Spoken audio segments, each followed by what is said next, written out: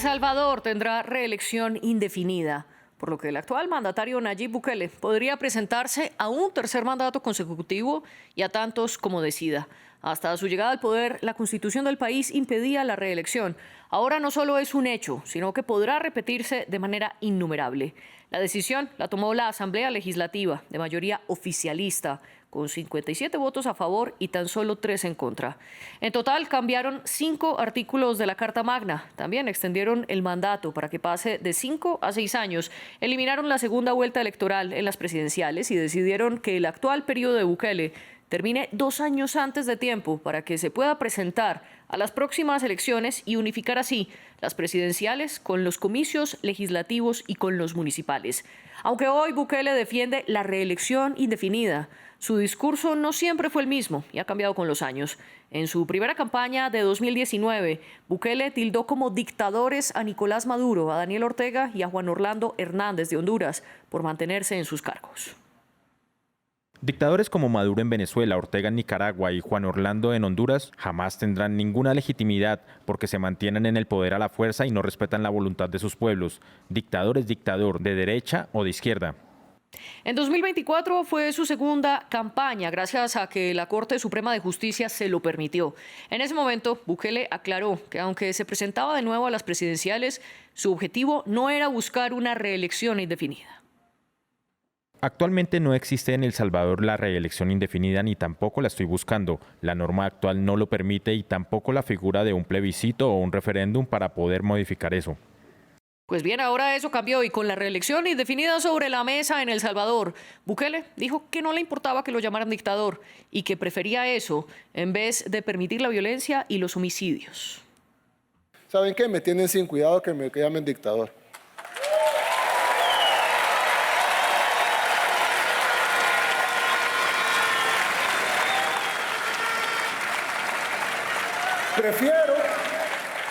Prefiero que me llamen dictador a ver cómo matan a los salvadoreños en las calles. Tras estos cambios en la Constitución, ¿va El Salvador camino a la dictadura? Es lo que discutimos en el debate de hoy en France 24. Hoy nos acompañan 3 invitados. Heider Alfonso Camelo, PhD y profesor investigador del Instituto Colombo Alemán para la Paz, CAPAZ por sus siglas. Nos acompaña en nuestros estudios en Bogotá. En San Salvador está Francisco Martínez, analista político y económico, docente universitario y asesor en desarrollo sostenible del Consejo Nacional de Desarrollo. Además, asesor de organizaciones sindicales y consultor en temas socioculturales. Y desde Washington nos acompaña Carolina Jiménez. Ella es presidenta de WOLA, la oficina en Washington para asuntos latinoamericanos y quien tiene además 20 años de experiencia en investigación y defensa de los derechos humanos. Y con una claridad para nuestra audiencia, invitamos a congresistas de la oposición en El Salvador, pero no aceptaron a debatir, sino era con otro diputado. Mientras que desde la bancada oficialista de Nuevas Ideas nos respondieron que no era posible hablar con alguno de sus legisladores. Mientras tanto, los invito a ustedes a que nos sigan en las redes sociales, donde estamos como @France24-ES. Y recuerden que este y todos los capítulos anteriores los pueden encontrar en Apple Podcasts, Spotify, Deezer y TuneIn, buscando el debate de France 24. Heider, muy brevemente, ¿cuál es su postura sobre estos 5 artículos que la Asamblea Legislativa de El Salvador cambió de la Constitución? Bueno, buenas tardes y muchas gracias por la invitación. Al menos 3 ideas para iniciar como la conversación. Una, es claro el derive autoritario en el que está llegando El Salvador. Y esto es solo una muestra más de cómo la institucionalidad ha venido siendo copada y concentración de poder a través de tanto el legislativo, pero también orientado, por supuesto, por una articulación entre el presidente y, por ejemplo, otras fuerzas como las fuerzas militares de El Salvador. Lo segundo es una preocupante forma de debilitar el Estado de Derecho en El Salvador. Por supuesto, existen votaciones, por supuesto, existe un discurso de garantías, pero que en la práctica no se lleva a cabo.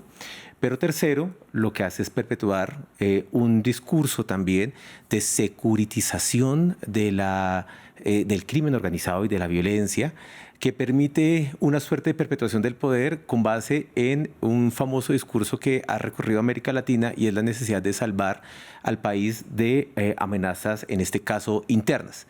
Estos tres elementos conjugados se ven reflejados en la aprobación de la modificación de estos artículos en la medida que responden primero a un líder que está buscando salvar el país, segundo, que no importa cómo lo llamen, como lo vimos en la nota al inicio, sino que busca particularmente el bien del país, pero tercero, que si algún momento deja el poder, va a dejar un país muy debilitado en materia democrática. Francisco, le doy la bienvenida a usted también a nuestro programa. ¿Qué opina de estos cambios constitucionales que aprobó la Asamblea? Bueno, gracias. Un saludo para su teleaudiencia, para los panelistas, en un tema que, hay que decirlo, tiene que verse con la complejidad que requiere la transformación que en El Salvador se está desarrollando. Yo en lo particular he señalado de que El Salvador ha entrado a un nuevo régimen político y eso también ha generado una modificación a su sistema político.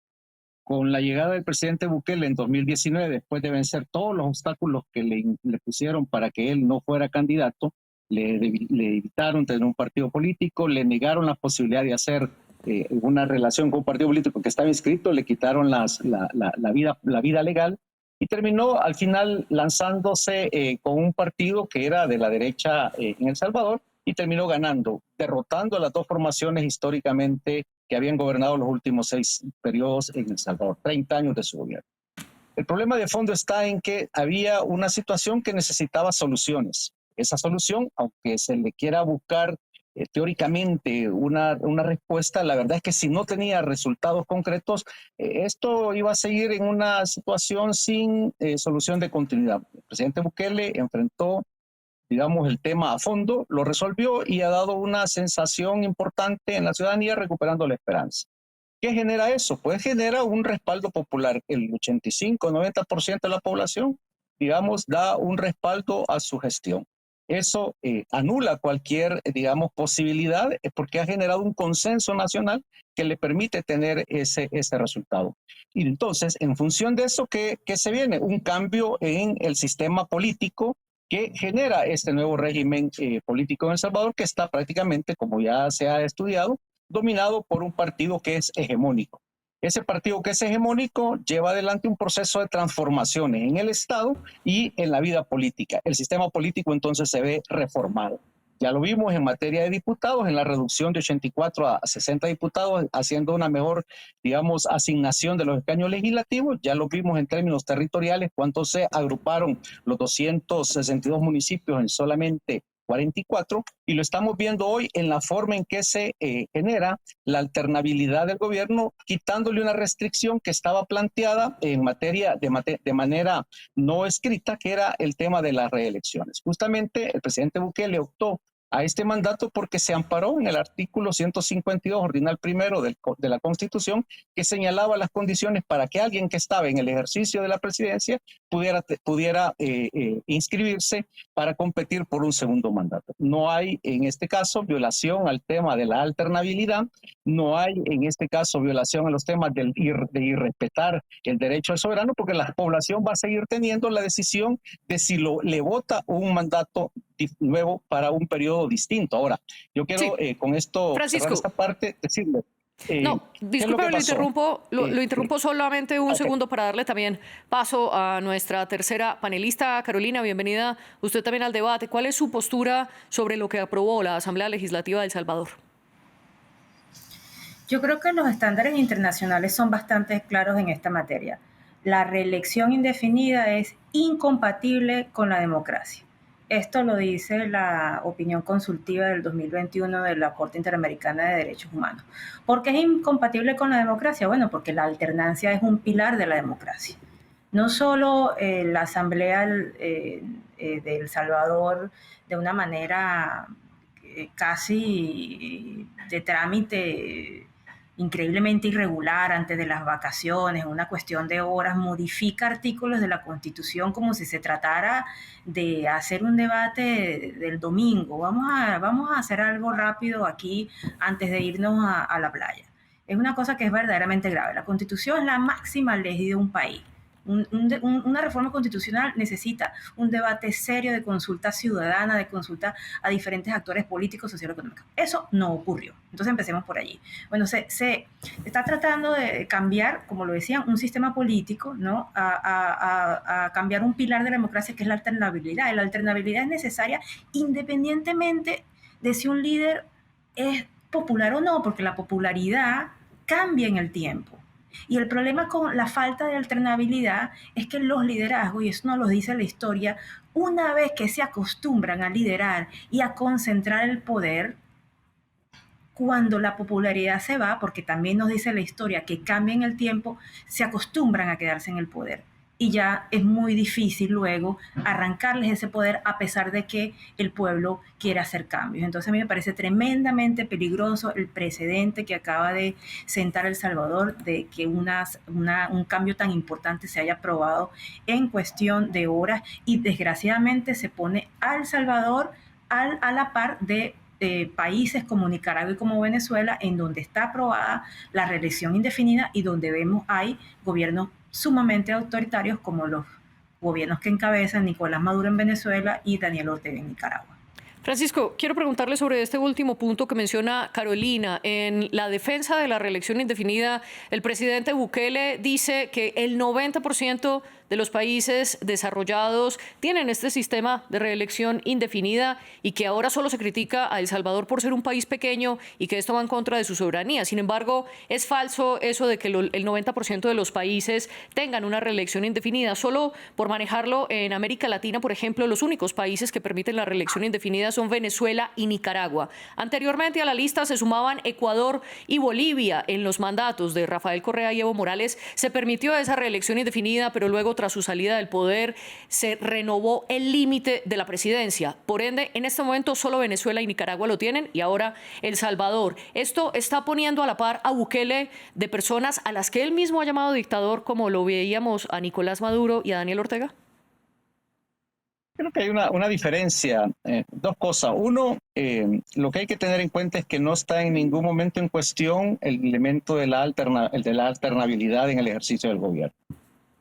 Cuando él se genera esta nueva disposición, él tiene la opción de ser candidato o no ser candidato. Ese es el primer punto. ¿Qué ha habido? Se acortó el mandato para el que él fue electo, que era de 5 años a 3 años. En 2027 habrá una convocatoria de elecciones generales y ya veremos si él termina inscribiéndose. Por lo que dicen las encuestas, este día 7 o más de cada 10 salvadoreños estarían dispuestos a votarle para que él refrende su mandato. ¿Cuáles serían las diferencias de un nuevo mandato?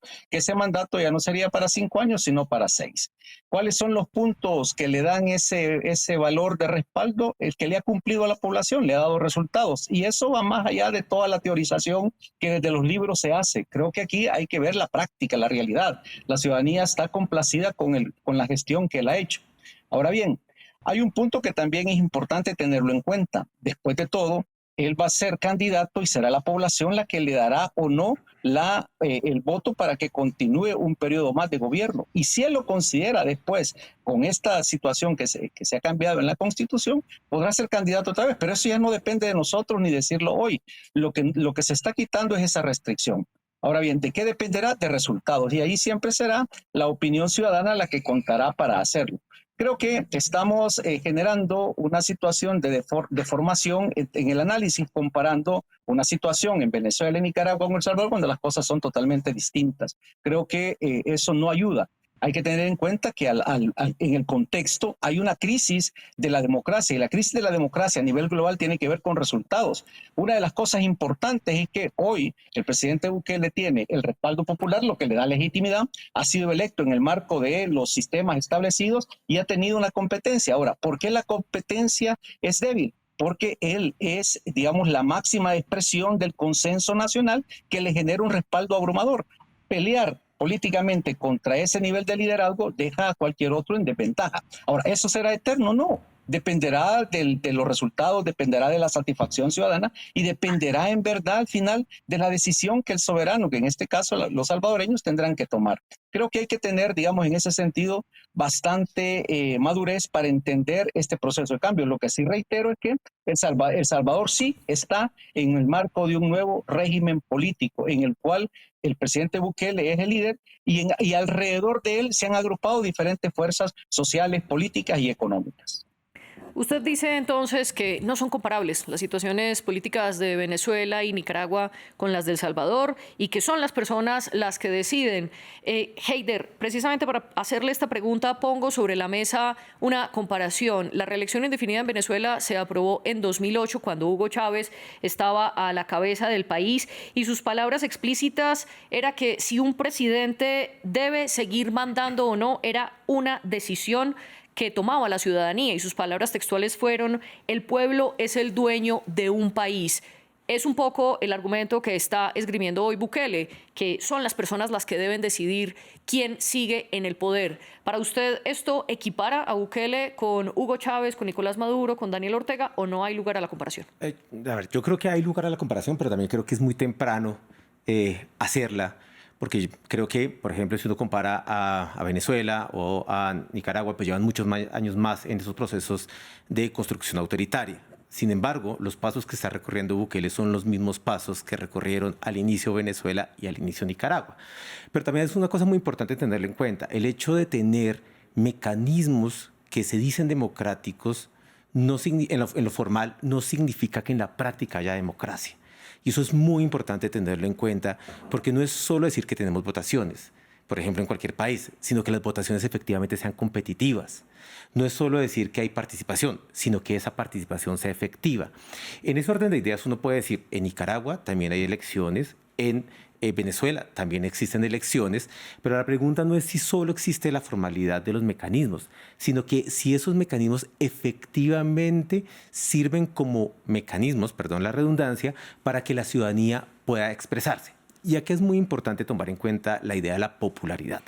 La popularidad en los distintos regímenes democráticos, si bien es cierto, es un indicador, no es el único. Debemos pensar también en el equilibrio de poderes que existen dentro de los estados. Y aquí Bukele ha hecho algo que es muy interesante en la literatura de la ciencia política, y es que es un manual del autoritarismo. Porque uno dice, claro, todo ha sido democrático y por supuesto, es difícil debatir que no ha recurrido en muchos casos, hay otros que son debatibles, a mecanismos democráticos. Pero cuando uno comienza a observar lo que ha llevado a cabo, ha venido modificando los instrumentos democráticos a su favor. Lo que quiere decir es que está creando una institucionalidad a su medida, que en teoría es democrática, pero que solo beneficia a una persona. He ahí el riesgo de decir que uno tiene una democracia cuando los resultados son conocidos de antemano.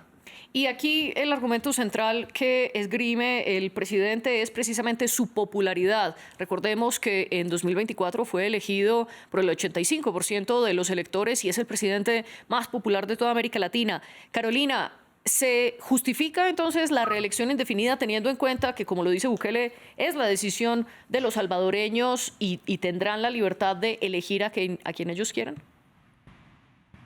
No solo no se justifica, sino que es tremendamente peligroso creer que porque un líder es popular debe continuar en el poder indefinidamente. Yo quiero decir algo sobre el tema de que un líder no puede compararse con otros líderes que obviamente llevan muchos más años en el poder y que son reconocidos, ¿no?, por las graves violaciones de derechos humanos que han cometido en esos países y reconocidos además porque son gobiernos muy autoritarios. Es cierto, Nayib Bukele lleva mucho menos años, ¿no?, que Ortega, que ya en diferentes periodos suma más de 20 años, y Nicolás Maduro, que acaba de robarse unas elecciones, ¿no?, el año pasado para su tercer periodo. Pero también hay que ver una cosa de Bukele, ¿no?, que si bien lleva menos años en el poder, logró concentrar el poder y romper el Estado de Derecho, quebrar las instituciones democráticas en un tiempo menor. Entonces no es necesariamente que sea menos autoritario que los otros, es que pareciera ser haber construido un autoritarismo en esteroides. O sea, Nayib Bukele logró concentrar el poder, cooptar el poder judicial, tener una Asamblea Nacional de 57 escaños de 60, básicamente controlados en mucho menos tiempo de lo que lo logró Nicaragua y Venezuela. Entonces hay que tomar eso en cuenta. Y lo segundo es que yo creo que hay que ver lo que es el récord de derechos humanos de Nayib Bukele. El Salvador es en este momento el país con la mayor tasa de personas encarceladas. Superó a Cuba y superó la tasa de encarcelamiento de Estados Unidos desde que se instauró el régimen de excepción o el régimen de emergencia.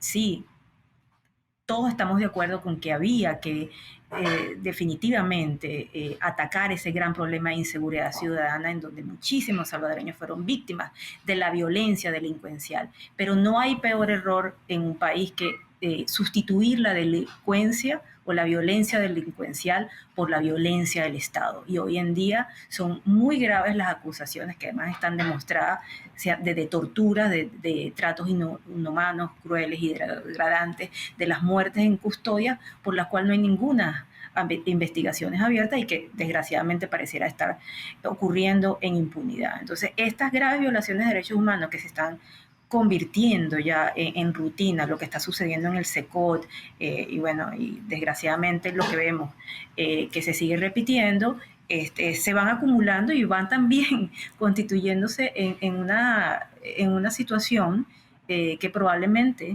¿no? Vamos a tener que examinar como se están examinando los casos de Venezuela y Nicaragua a la luz del derecho penal internacional. Entonces hay que ver que si bien son contextos distintos y tienen sus propias particularidades, creo que la situación en El Salvador ya amerita que veamos a El Salvador como un país en donde se ha roto el Estado de Derecho y donde estamos viendo desgraciadamente a periodistas, defensores de derechos humanos, líderes y personas que están en la disidencia en el exilio. Por lo tanto, es el fin de la democracia salvadoreña tal y como la conocíamos. Aquí añado dos datos.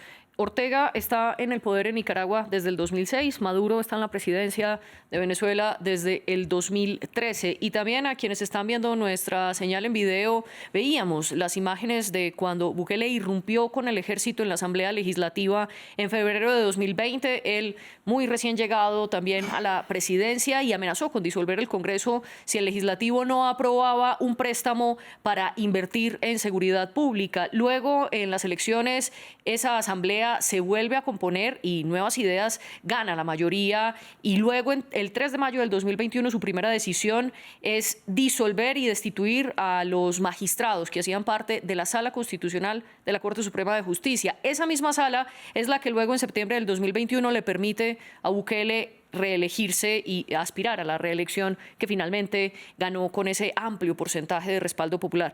Le quiero preguntar, Francisco, un poco escuchábamos a los otros panelistas diciendo que se ha roto el Estado de Derecho y que Bukele está rompiendo con las instituciones y cada vez recorre más la senda del autoritarismo.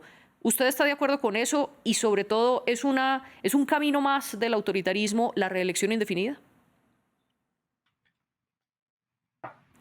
Francisco, creo que tenemos problemas con su señal, entonces quiero retomar con usted, Carolina, para hacerle una pregunta. Volvamos al tema de la seguridad, porque Bukele, sin duda alguna, también ha mejorado las tasas de homicidios, las ha disminuido, ha controlado al país y lo convirtió de ser uno de los más violentos a uno de los más seguros, al punto que Estados Unidos, bajo el gobierno de Donald Trump, aumentó su nivel para decirle a los estadounidenses que viajaran a El Salvador. Incluso su recomendación de seguridad está por encima de la que Estados Unidos tiene para Francia, es decir, para la Casa Blanca es más seguro que los estadounidenses viajen a El Salvador a que viajen a Francia. ¿Es entonces la seguridad el argumento para justificar una reelección indefinida? Yo creo que no cabe duda de que ese era un cambio necesario. Es decir, un país que tenía las tasas de homicidio que tenía El Salvador y un país en donde además no había un sufrimiento en relación a todos los otros delitos que cometían las pandillas, conocidas como Mara, era un país que tenía una gran necesidad de una solución. Y Bukele la ofreció y cumplió. Las tasas de homicidio bajaron, los delitos disminuyeron, sobre todo delitos como la extorsión y otros delitos que afectaban muchísimo a las comunidades, sobre todo a las comunidades más pobres. Entonces, sí, hay que reconocer que llegó la solución. El problema es el tipo de solución. Y como dije anteriormente, fue una solución que acabó con la violencia delincuencial, o por lo menos la redujo dramáticamente, pero fue a través de la violencia estatal. Porque colocar al 20% de la población masculina joven adulta tras las rejas no soluciona el problema. O sea, no ataca la raíz del problema, que probablemente es la exclusión juvenil, la falta de oportunidades, la pobreza de los hombres jóvenes. La mayoría son hombres jóvenes, ¿no?, en situación de exclusión. Lo que hace es generar otros problemas, ¿no?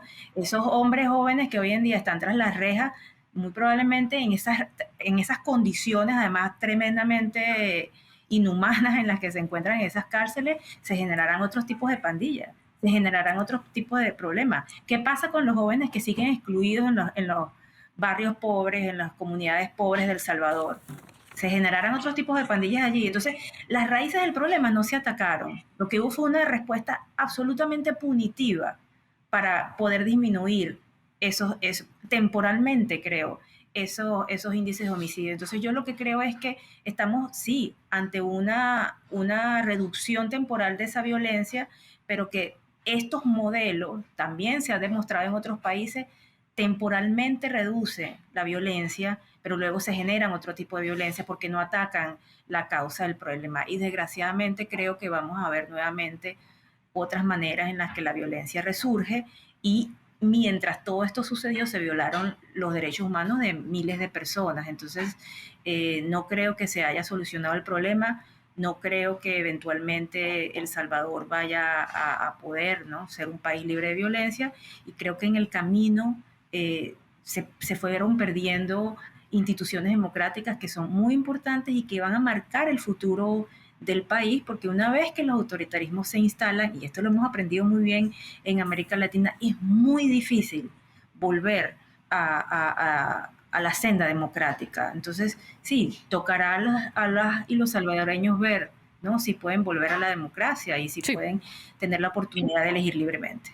Francisco, aprovecho que ya usted logró reconectarse una vez más con nosotros. Carolina y Heider hablaban un poco de esa senda autoritarista que está transitando El Salvador y Bukele. ¿Usted considera que esto es así y en ese sentido la reelección indefinida es un paso más para que El Salvador se convierta en un país autoritario?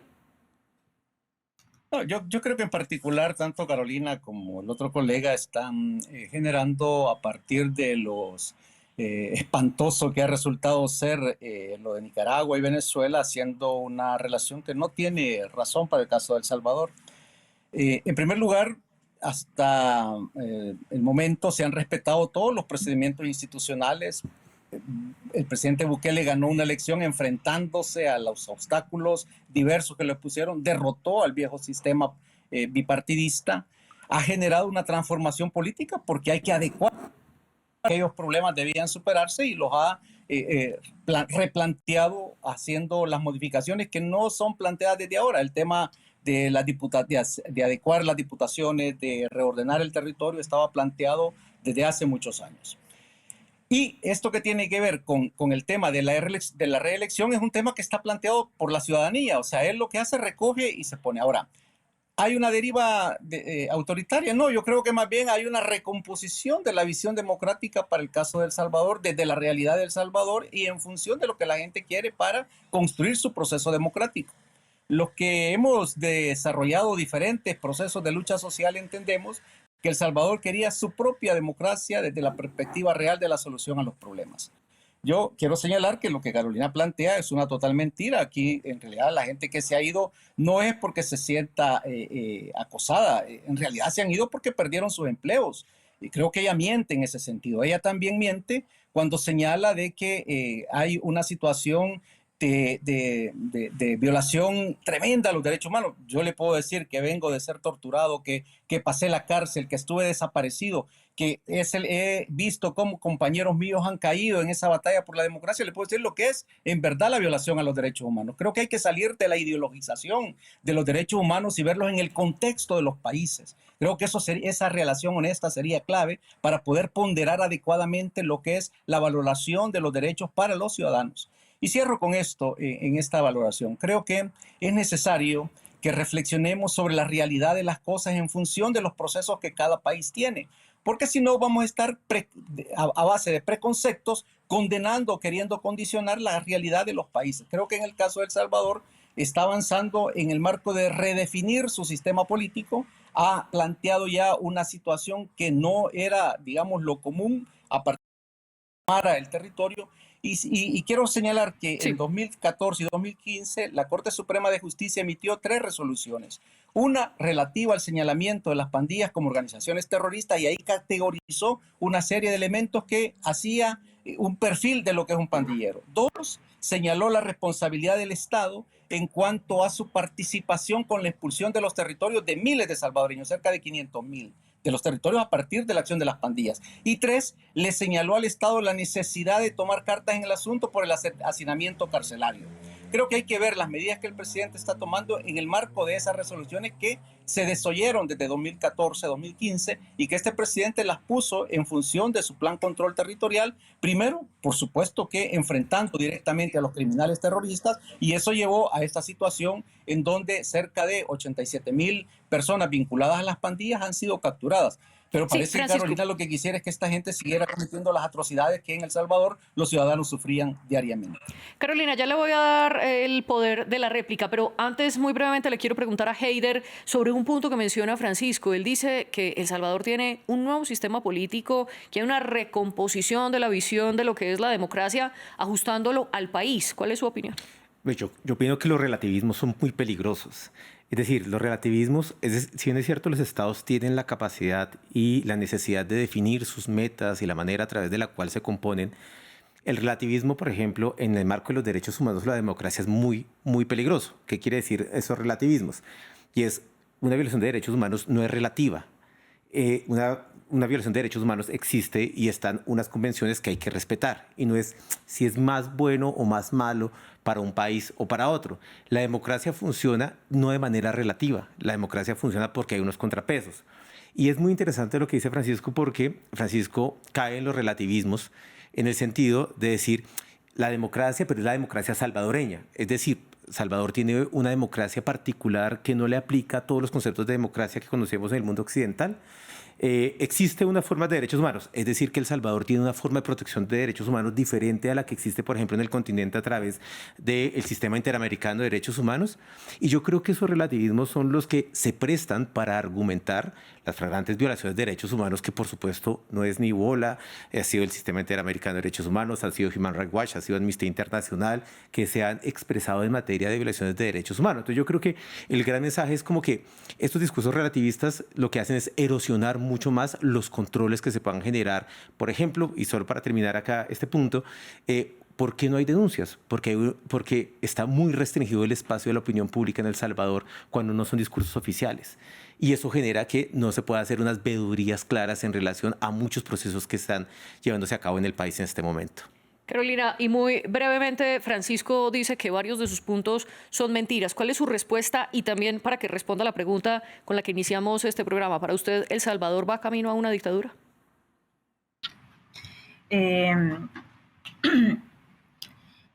Todo lo que yo he dicho, honestamente, lo han dicho diferentes mecanismos internacionales de derechos humanos, lo ha dicho las Naciones Unidas, lo ha dicho la Comisión Interamericana de Derechos Humanos, Amnistía Internacional, Human Rights Watch. Entonces, si miento yo, mienten muchísimos gobiernos, muchísimos mecanismos internacionales, etcétera, ¿no? Pero el statement es muy fácil. No existen violaciones de derechos humanos buenas o violaciones de derechos humanos malas. Existen violaciones de derechos humanos, punto. Y todas, sin excepción, afectan y lesionan nuestra dignidad como seres humanos. Entonces, Francisco, si usted fue víctima de tortura, cosa que lamento y condeno, también hay que condenar, y usted me imagino que haría lo mismo, la tortura y las violaciones de derechos humanos que viven otros salvadoreños. En este momento, Ruth López, Fidel Zavala, Enrique Anaya son personas privadas de su libertad por motivos políticos en El Salvador. Exigimos su liberación. Y así lo exigen muchísimas organizaciones de derechos humanos en estos momentos. El Faro, sí, que es periodismo independiente, tuvo que salir al exilio. La ONG Cristosal, después de 25 años operando en El Salvador, tuvo que salir al exilio. Insisto, no lo dice Carolina Jiménez en Wola, lo dice Amnistía Internacional, Human Rights Watch, etc. Entonces, estamos frente a una asfixia del espacio cívico. ONG, periodismo independiente, etcétera. Para responder la pregunta que me parece básica, muy brevemente, cuando se acaban los contrapesos en una democracia, se acaba la democracia. En este momento, el Poder Ejecutivo, encabezado por Nayib Bukele, que controla el Poder Judicial, el Poder Legislativo y además reforma la Constitución para reelegirse indefinidamente, me parece que indica que la democracia ha entrado en una total erosión y por lo tanto, desgraciadamente, siento que El Salvador se encamina a una dictadura. Francisco, muy brevemente, en menos de un minuto, su respuesta a Carolina y también a la pregunta, ¿va El Salvador camino a la dictadura? No, El Salvador camina hacia un sistema democrático propio desde una perspectiva que le permite el desarrollo y el mejor vivir de su pueblo.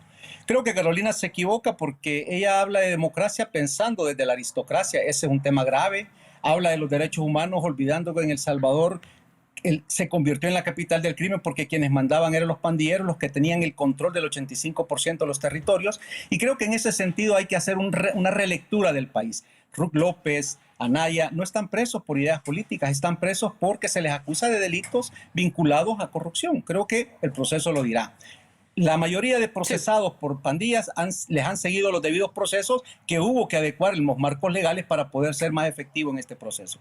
Y creo que sobre la relatividad de la democracia y los derechos humanos lo que hay que ver es qué es lo que quieren los pueblos. ¿Acaso que la mayoría vote por en función de una decisión o en función de una visión es antidemocrático? ¿De qué estamos hablando? ¿De una democracia o de una democracia restringida en donde solo los sabios deberán votar? Creo que ahí está el reto. América Latina tendrán que enfrentar eso y ahí es donde están los resultados que son los que van a mover las decisiones y por eso quizás el temor a que una figura como Bukele sea tan dominante.